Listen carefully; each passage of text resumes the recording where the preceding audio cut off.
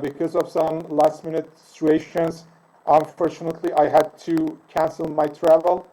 But I hope you've been enjoying the conference and having a great time in India.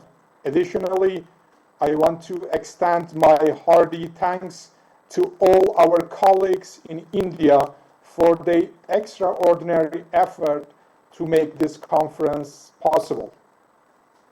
Regarding my presentation, I'm going to briefly talk about ethics education in United States. As you know, since the time of Hippocrates, medicine has been practiced based on certain standards. As the oldest available document, the Hippocratic Oath promises 8 commitments, including acting in favor of patients, not inflicting harm on them, and respecting confidentiality.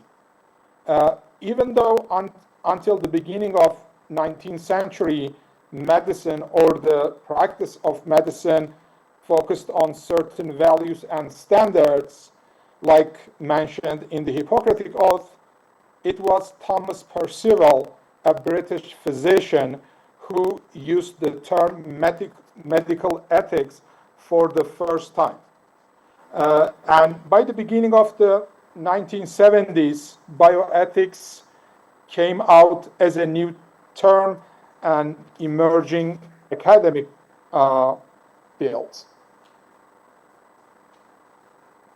Even though the concept of bioethics is not unique to the United States, some developments since the 1970s in this country have made a significant contribution to the growth and flourishing of bioethics.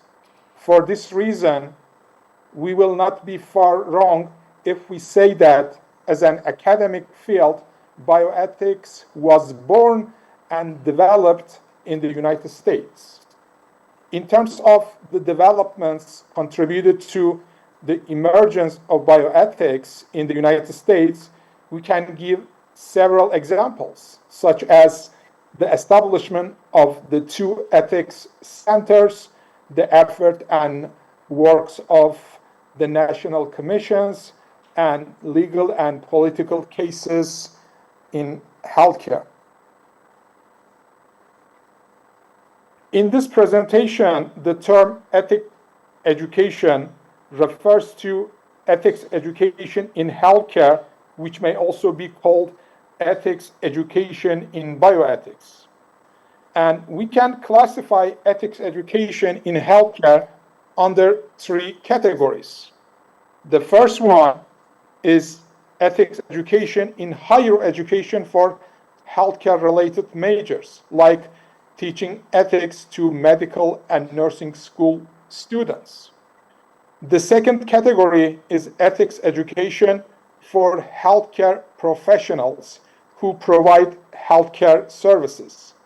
This type of ethics education is vocational training. And the third one is ethics education for patients and their families. In the United States, the Joint Commission on Accreditation of Healthcare Organizations require having in place a mechanism for the consideration of ethical issues arising in the care of patients and providing education to caregivers and patients on ethical issues in healthcare. For this reason, besides providing students in healthcare-related majors and healthcare professionals, giving ethics education to patients and their family members is also significantly important. When we look at ethics education in medical schools in the United States, we don't see any evidence of ethics teaching in the 1950s.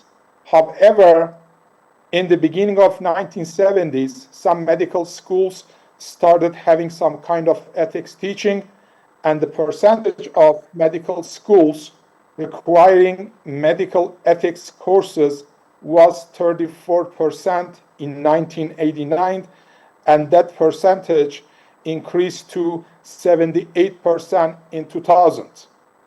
Additionally, in 1985, the American Association of Medical Colleges started requiring the teaching of ethical, behavioral, and socioeconomic subjects pertinent to medicine in medical programs across the United States. Regarding ethics education in nursing schools, a recent study shows that most nursing programs in the United States cover ethics education or ethics content. Moreover, American nursing associations and institutions consider ethics a featured concept for nursing practice and encourage nursing programs to teach ethics. Besides increasing ethics teaching in higher education, more healthcare providers, especially hospitals, have been welcoming ethics services in the United States. In 2000, all hospitals with more than 400 beds and 81% of general hospitals had ethics consultation services. And the percentage of general hospitals providing ethics consultation increased to 86.3% in 2018. And the requirements of the Joint Commission and Medicare and Medicaid programs play an important role in the increasing ethics services in American hospitals.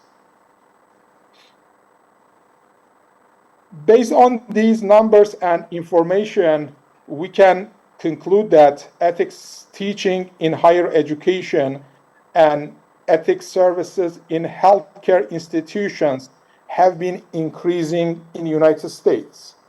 However, this doesn't mean that there is no problem with ethics education and ethics services in the United States.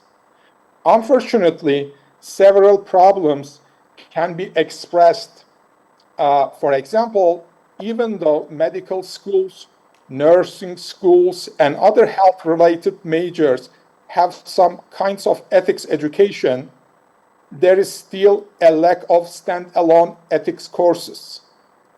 Of course, ethics can also be integrated into other courses. However, I believe that all healthcare programs should have separate, standalone ethics courses. And another major problem is the lack of educators' ethics education and training.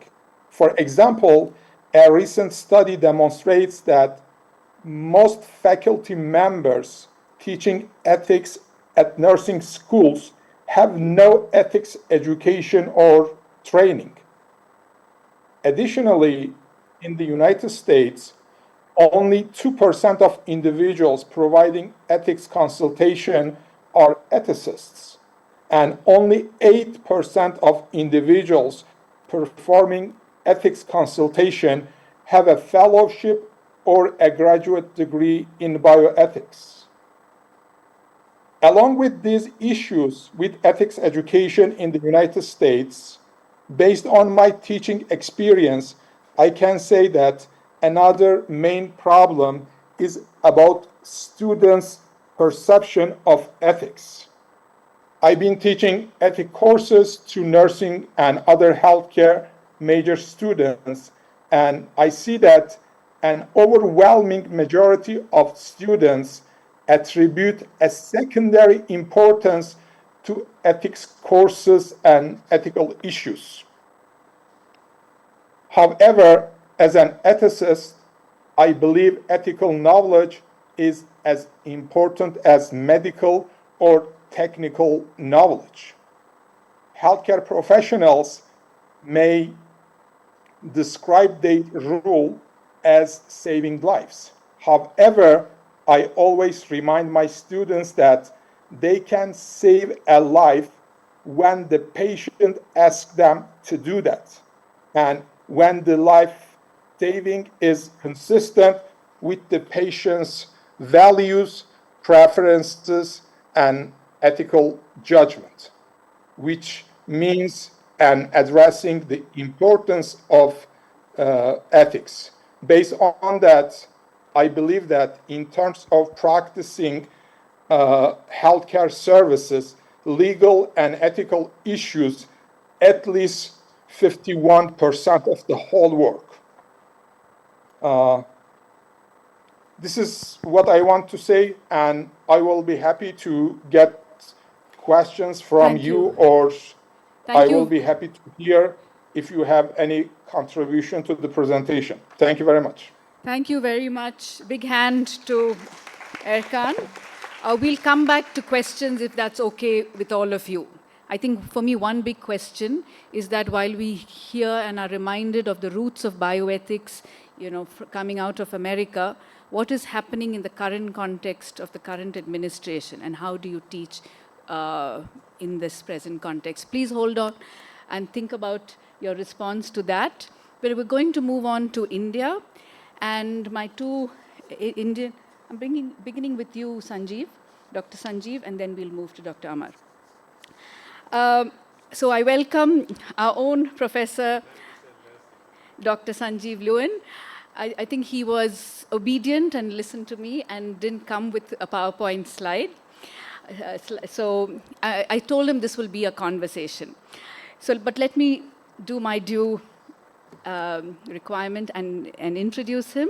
He's Professor of Family Medicine, of Pediatrics, of Medical Education and Clinical Ethics. He's an alumnus of St. John's, and his ethics training spans courses in the University of Pereira in Kandy, the Kennedy Center, Georgetown University. He was also a former Chief of Medical Sciences, Medical Services here in St. John's, and particularly during the COVID years. He's also an ICMR IEC surveyor, an adjunct faculty of clinical medicine at the Center for International Health, Education and Biosecurity. Is this at Maryland? Okay. But he's been teaching here. He's an admired teacher of medical ethics and has been a role model for many. Over to you, Sanjiv. So I noticed she said admired teacher of medical ethics, but not a practitioner of medical ethics. So I just want to warn you about that. So thank you very much. So what Amar and I are going to do is, Amar is going to talk about India, and he's threatened to take me on later. I thought I'll talk about St. John's because unless you know where I come from, you will not understand the motivation for St. John's and all of us at St. John's in teaching medical ethics. So our story, thanks to Mario doing a lot of work on the history of St. John's, and I advise you to step into the History of Medicine Museum next door to learn about St. John's and where we start. If you don't know our origins, actually the origins of St. John's will tell you why we've been teaching ethics since 1963. So we had an Australian who's now a saint, Dr. Reverend Sister Mary Glory, who traveled just after World War all the way to India to be a missionary in a very hot place called Guntur, average temperature 40 degrees in Guntur in Andhra Pradesh. And it was her work in India which led to the possibility of what is called the Catholic Hospitals Association of India being developed in 1942. And she laid the seed of the need of a Catholic medical school in India. And that was taken up finally in 1944 by the Catholic Bishops' Conference of India. And in 1963, St. John's Medical College actually was created. We are owned by the Catholic Church and of India, and we are managed by the Catholic Bishops' Conference of India. basically our focus has been to train medical doctors to serve in underserved areas of India. That was our primary goal. And especially taking across Catholic values, because at that time abortion had become a major issue, and there were very few women doctors to look after women who were in need of care in India in those days. And we were started with a precise, in fact, because of that, many of our medical graduates, approximately 25% of our medical graduates, are religious nuns ever since 1963. We also have, therefore, Catholic values very deep in our hearts of respect for life from conception to death and beyond. And we have 9 objectives of St. John's, which actually use words like excellence, formation, respect, compassion, also goes on to use the word underprivileged, underserved, holistic, and moral values. And with those objectives, it's not surprising that our emblem, he shall, and our motto, he shall live because of me, is very similar to what our origins and genesis and our purpose in life is. With that, the motivation of St. John's of teaching of medical ethics began in 1963, and there's been a transformation. We started with clergy, and now we're on to physicians who also teach, roughly since the 1990s, where physicians began to teach medical ethics. In the 1980s, when physicians took over a lot of teaching of the medical ethics. In fact, our program is published, and some of the architects of the program are sitting in the front row, Dr. G.D. Ravindran, for example. And in the first year or first phase of medical school in St. John's, we focus on values. In the second phase of medical school, we go into the principles and go into the concepts of medical ethics. And in the final years, going on to internship, we focus on clinical problems faced, which are very specific for Indian situations of what we face. And with time, the humanity division developed, courtesy Manjulika and Mario, at the St. John's Research Institute. And they very informally began dealing with undergraduates and teaching them the art of medicine, which was so important and added strength to the overall ethics teaching. Then Dr. Sunita Kurpad took on, who was heading the Department of Medical Education, and George D'Souza, our dean, decided to go into PG education of ethics. And that's relatively a new baby for us. Unfortunately, the physicians are still not involved as faculty members. So at present, we seem to have 5 silos in existence in St. John's, doing various teaching of medical ethics. We have the Department of Medical Ethics, which does the teaching of undergraduates, postgraduates, medical students, and allied health science students. We also have taken over what is called the ATCOM, which is the National Medical Council mandate in 2018, where we help develop a program of educating first-year students in attitudes, ethics, professionalism. And that's all across India. And we've got a very strong team of medical education as well as medical ethics, which run that program since 2018. For interns debates, we've had it for many, many years. And internship debates used to take place in the hospital conference, where we would have very specific case discussions as well as controversial topics discussed by interns. Of course, many times faculty would join in. We've also helped in family medicine, distant education, and the foundation course, which sets about soft skills for students entering medical school. We have, of course, the institution ethics committee, which reviews research and does its internal as well as some external training programs to develop capacity of those who are reviewers of research. Humanities, I mentioned already, the division of humanities. focuses on the art of medicine, using a lot of reflective writing, drama, theater, films, looking at caste, gender, all issues which are so important for us in a country like India, and also looking at what is called the Citizen Doctor program, which looks at ecology as well. We have a hospital ethics committee which gets references for ethical challenges, predominantly in critical care, where we have a group of some ethicists like me and some who are professionals and have dealt with the situation, arguing out and giving guidance to teams of way forward. Of course, this ethics committee began as a transplant ethics committee because with the iniquities of healthcare in India, we have to be very cautious because we still have live transplants in existence. And so it originally started as a transplant ethics committee. The College of Nursing, of course, is another entity which exists, which has not gone in depth, but we did have a young faculty trained in ethics, in fact, in Kansas, in pediatric ethics. And this College of Nursing focuses on undergraduate using 1 unit in ethics for about 10 hours. And they do have a postgraduate, a very brief, short postgraduate ethics and legal training which ongoes. So with that, I've tried my best to explain our motivation of ethics education at St. John's and how we've been going about teaching.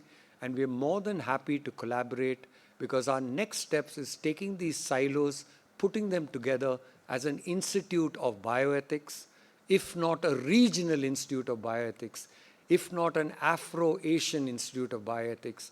Of course, originally we were thinking of Catholic ethics, but it should be a bioethics because it's so important for a country like India to really develop this. And since we've been doing it since 1963, which is approximately my age of 61 plus years, I think it's so important that we get back into that leadership role of a regional thing.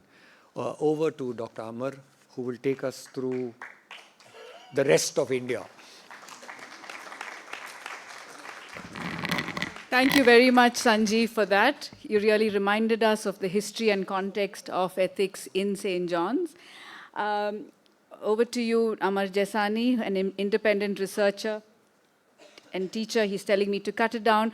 But basically, he's not only involved in bioethics and bioethics teaching, but also the promotion of bioethics through journal articles. So he's the founder, member, I must say this, of the pioneering Indian Journal of Medical Ethics. He also teaches at Karachi and at Nairobi. So he is going to give us that wider perspective of Asia and Africa. And I also believe his bioethics began with activism. So I would like all of us to hear that story. Over to you, Amar.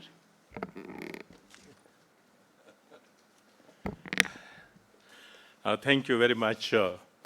As I was listening to Sanjiv, Sanjiv is a close friend, and I met him first time when he came for training in gender and medical education in Trivandrum in Kerala.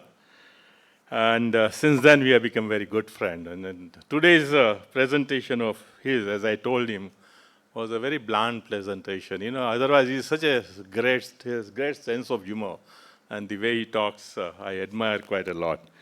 Anyway, coming to what I want to say here today is starting with the earlier session, we were talking about technology. And technology played a very big role in the birth of bioethics, as all of you know, at least in United States. We were talking about, this artificial intelligence. One thing that we miss in artificial intelligence is a very serious issue of it's used to kill human beings. And I don't know why we don't emphasize that. In most of the conferences that I have attended on artificial intelligence, is not looking at its use in the war. Look at Gaza's genocide. I mean, Gaza's genocide is led by the artificial intelligence in most of the time. And what is happening in Iran and Israel today is also artificial intelligence, and it's also there in Ukraine. I think we need to emphasize that the technology can kill, and technology of this kind is really, really problematic. We should not concentrate only where it affects our own field, and the moral philosophy cannot become a transmitting belt for providing legitimacy to the technology which may have a strong dual use without emphasizing the other part of the technology. That was I think, also history of the United States. The ventilators and the transplant technology actually triggered off the whole debate in the ethics. And they realized that you cannot do ethics in medical setting by just having doctors sitting there. You need others coming in. And that's how it became a multidisciplinary discipline. When I bring that same understanding of history to India, I find that India embraced all these technologies, from ventilators to the transplant to even IVF and all kind of stuff by the 1970s. And yet, there was no bioethics revolution in India. There was no discussion. Medicine had not opened up. So when did it happen? And what were the issues? Was it a technology or something else? And that is the history that I have lived through in 1980s, where I saw that the birth of bioethics was not in the debate on technology, but on debate on how medicine was practiced and how it was organized, And that was a time when the Consumer Protection Act comes in 1986 with a strong opposition from the medical profession saying that we don't want to become accountable. And then the patients starts filing cases against the doctors and on medical negligence. And my first encounter was, as she said, in activism, was to help patients who have suffered due to the negligence of the doctors, to go to the courts, And that's how I became well known as an anti-doctor doctor, or a doctor who was an enemy of the doctors. So that was in 1980s. The other aspect that I saw, which motivated me to get into this, was related to the doctor's role in human rights cases.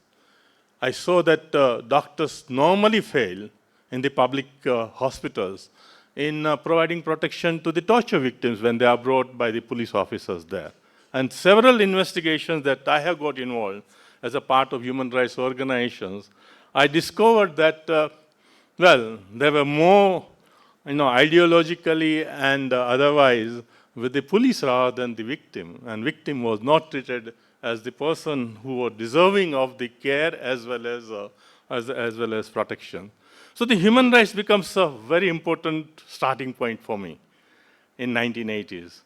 And that doesn't mean that I was not in touch with other things. I think in Mumbai, from where I come from, I think the Catholics established a Biomedical Ethics Center in 1983 when Mother Teresa came and inaugurated it. And I was around at that time, and I think I had a very big debate at that time because the first thing she said was that all those who do abortion should be put in prison. And at that time in Mumbai, there was a big feminist movement and there was a big support for the abortion. So there was a massive debate because of the statement that Mother Teresa made. But this is the contested area of the bioethics that we all know about. So this is how I think in India, the first revolution in bioethics, which was outside the institution. I mean, you are in the college and you are teaching and do all kind of stuff that I understand. But outside the institutions where the larger people, not just medicine, but the other people also getting involved, took place. And there, I think rationality and human rights were a bigger principles that came into play. And as I started teaching human rights in medicine and in the public health, I found a lot of resistance from the bioethicists worldwide, because I have been going around and attending conferences. Until I think late 90s, early 2000s, the bioethicists were not easy to convince that human rights can also be a basis of, or a kind of a philosophical basis of designing the standards for ethics. You know, they were not. And I remember my meetings with people like Raman Gindon, you know, who said that bioethics has nothing to do with the human rights, or the Ruth MacLean, who is saying that, well, dignity and other issues. I mean, they're all good friends. And Ruth MacLean has been now with us since 1994, and she's still an editorial board member of the Indian Journal of Medical Ethics. So they have come here regularly, and we have debated this issue. But in India, this was the motivating force for us.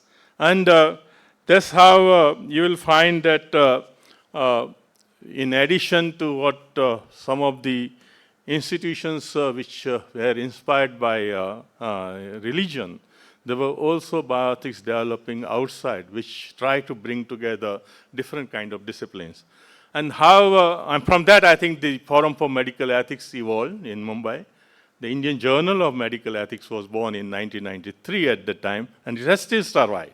And this is 31 years of its survival, which is based on a philanthropic, you know, business model, and not on a commercial publishing model. But what it has done, I think, as we started with medical ethics and then started expanding to bioethics field, we realized that we'll have to go to the other disciplines. I don't want to describe institutions which I have gone around and taught, and I think NFOI is another pioneer in the recent times. All of this I don't want to do, but what I want to say is, what are the other disciplines that I have interacted, and what is happening in those disciplines in India? Let me start with philosophy. Philosophy is, again, provided a lot of impetus to bioethics in the United States. And its impetus didn't come from the theology or religion. Actually, theology shifts to rationalism. And you'll find that some of the pioneering bioethicists of the United States were theologians who shifted to the bioethics as a rational discipline. In India, I thought that philosophy department were totally inert department or dead department. And then I started interacting with them, and I sat for, I think, for the last 20 years, I must have sat at least in 3 major departments as a academic board member. And I was looking at it, and I found that philosophy departments are thriving. Mumbai, where postgraduate department of philosophy has more than 400 or 500 students, which I was zapped. I said, this is what is happening here. And there is a lot of contestation going on there too.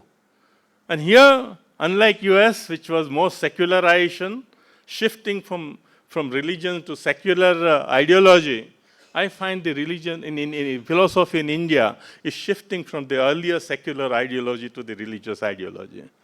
And the contestation is more between the European philosophy and the Indian philosophy, and particularly Vedic philosophy and Upanishad philosophy.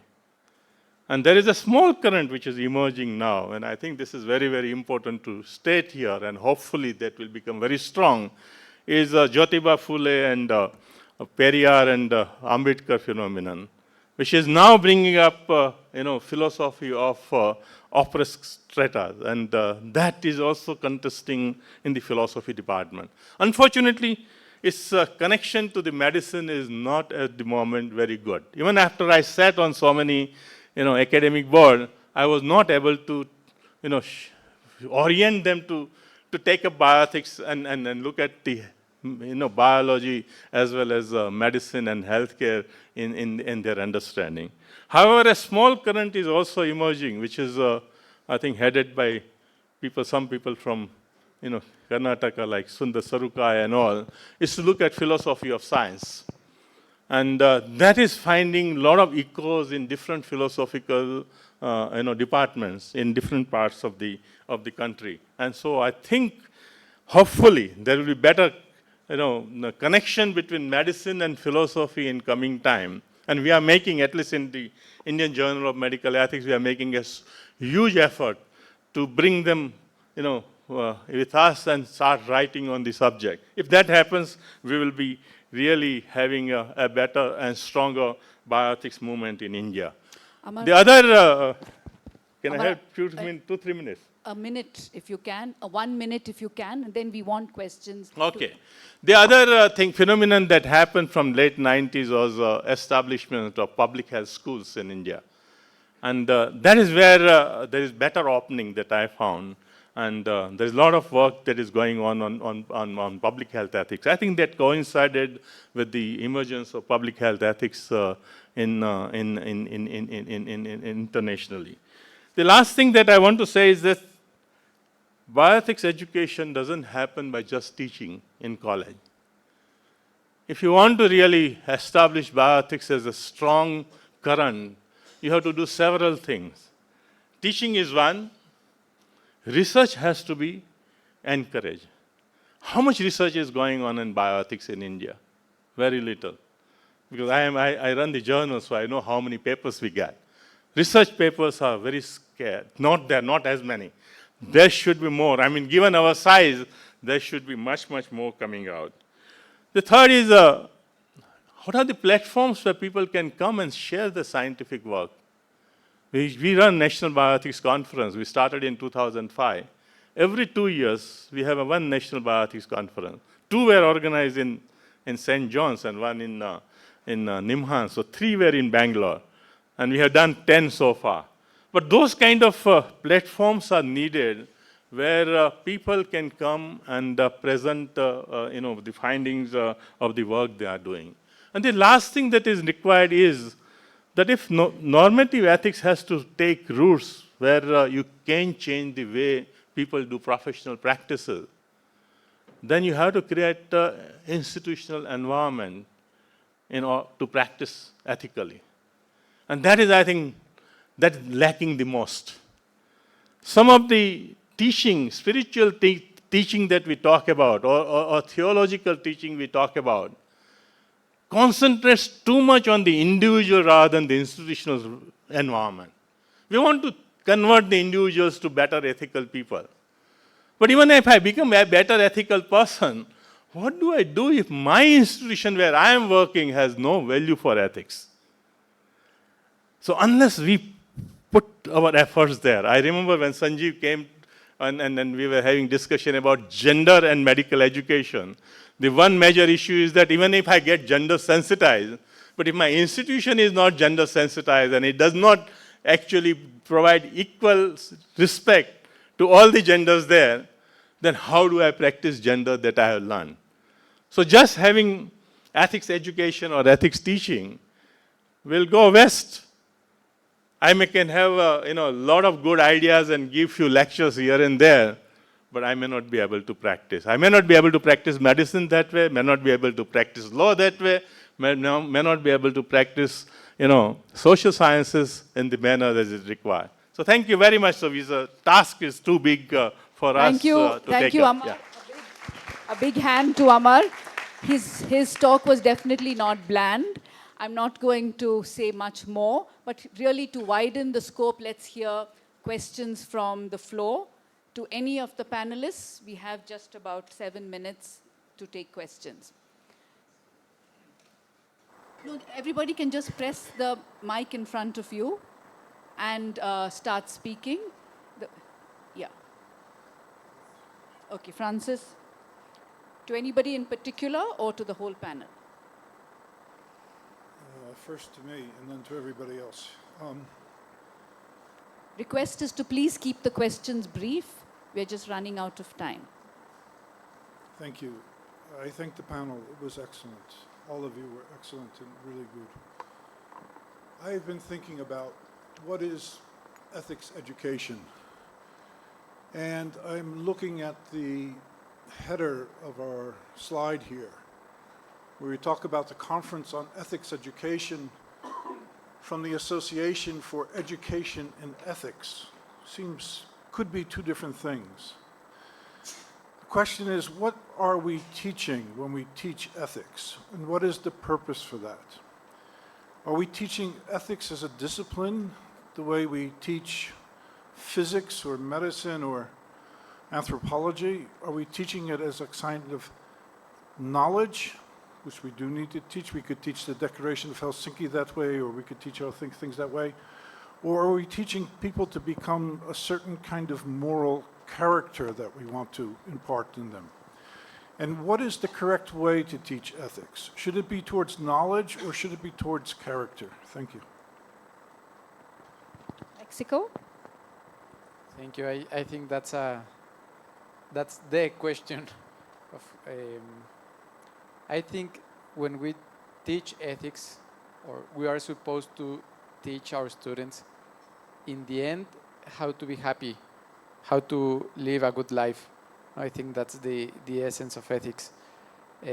And in the end, it's giving them the tools for them to face the challenge life will bring to them, and how to be, well, excellent, no? Excellent in the way they solve the challenges. I use this like analogy. No? I think we are in a jungle, in a dark jungle, and ethics, bioethics, it's like the tool through which we try to find out how to find the way, no? And that way will be to live a good life, to have a good relation with others, and in the end, as Aristotle may say, no? to live a happy life. Amar and Sanjiv, I think in our context we handle social justice and the context in institutions. So how do you take this question? So as a teacher, I have never really focused on what to teach, especially when it came to ethics. I think you have to understand that our challenges, for example, if among all the challenges we're facing in practice of medicine in India, in our context today, I would like to accuse two as being the root cause: commercialization and the business of medicine. That's really taken over India. And everything is related to that. The technology is coming, I got robotics, I got, all sorts of fancy stuff. And second problem I have is inequities. So I'm faced with my ethical challenges are not anything which you would deal with. The ethical challenges, for me would be, can I keep this premature newborn in my ICU, feeding him or her in an incubator? That's all, for 3 months. How does that family financially deal with that situation? So for me, it's a lot of socio-economic. So I would like to think that our job in ethics education is teaching our graduates and our postgraduates and our faculty how to critically think, how to reason, how to make decisions, and not necessarily tell them what is the right decision. So I would like to think that is my problem. And that is my focus of medical education, at least in the St. John setting. I'm not sure whether that tries to explain the question. Amar? Well, I don't know how to respond to that, but what I can say is that the standards of normative ethics that have emerged historically, I don't think they have emerged from just learning and knowledge. It has emerged because people who are recipient of your services, they become uneasy. They become combative. They start talking, And to my understanding, the ethics will be much, much stronger and integral part of all the professions if people demand their rights. And I have found that clinical ethics will be much, much better if the patient's rights are, observed. And patients are aware of their rights and they fight for their rights. I don't think that we have what have today in terms of informed consent in research or in clinical care. was there when I was studying medicine in 1970s. And it was not any kind of divine, revelation on my part that we are now, providing information, interacting with the patients before we do something. It is simply because they were uneasy. They actually beat up doctors or they filed cases against them and they realized that they have to respect them. And if they don't respect them. So for me, the knowledge is not sufficient. I think if we want to change and even the quality of knowledge as well as the way we practice, we will have to focus on the people and bring them as an equal partner in the healthcare services. A great point, Amar, about engaging with the public, getting the patient to be more demanding of rights. I'd like to bring in Ercan here because he spoke about, and I think in a number of sessions we've heard, ethics consultation. How do we have ethics classes for patients and the larger community, the public? So, Ercan, any responses to Francis Crawley's question and the other responses you've heard? The question from the audience, it was a great question, but I think it's impossible to, in such a short period, to give a convincing answer. But in short, for myself, ethics education is something like, raising students' awareness that we have to respect patients' values, preferences, and decisions. In healthcare, we cannot produce or deliver any healthcare services inconsistent with patients' values and preferences. So for me, in ethics education, the most important thing, more than teaching them moral theories, principles, norms, so giving this awareness and make them being aware of that is the most important thing. And for myself, I never focus on my students' moral character. So I think this is not the rule of higher education. We can focus on moral character or moral education in early education, not in higher education or later. So this is what, in shortly, I want to say to the question. Based on your question about ethics consultation, yes, also patients and their family members should access, ethics services, including education. Of course, it doesn't mean we will provide them with ethics courses. So in a hospital, maybe as the Department of Ethics Services, we can, have some lectures, short lectures, some documents, some ways to be able to reach out to patients and their families. So it will not be like, a class for students, because, patients and their families are at healthcare institutions for a short period. So we should do something for them through lectures or some kind of services, actually. At the bedside, we can inform patients and their families regarding some ethical concerns and trying to understand their values and reminding them that we are really respect and value their own, perspectives. Thank you very much, because I think a common thread across all presentations, all sharing, was that we are moving from teaching to praxis. And we want to see the outcome of any teaching in behavioral change at that not only doctor-patient relationship, but how do you handle structures like the institution and context. And the other point of interdisciplinarity, that for handling the multiple complexities that are challenging our times, we need to move beyond boundaries of disciplines and of sectors. I think this conference has provided us that platform. I would only say as a concluding remark that we need to build on these opportunities and build collaborations. So thank you to all my very, very distinguished panelists. Thank you for sharing your experiences and your thoughts. Give them a big hand, ladies and gentlemen. Since we are running out of time, I'm going to break the celebratory norm and just come together to give you a token of our appreciation. We won't call each one up one by one, but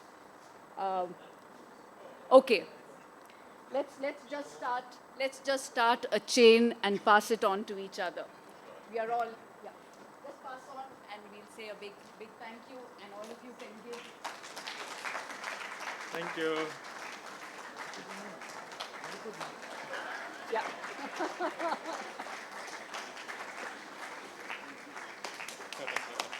Thank you. Give you. Yeah. I hand over the stage to the next session. Thank you.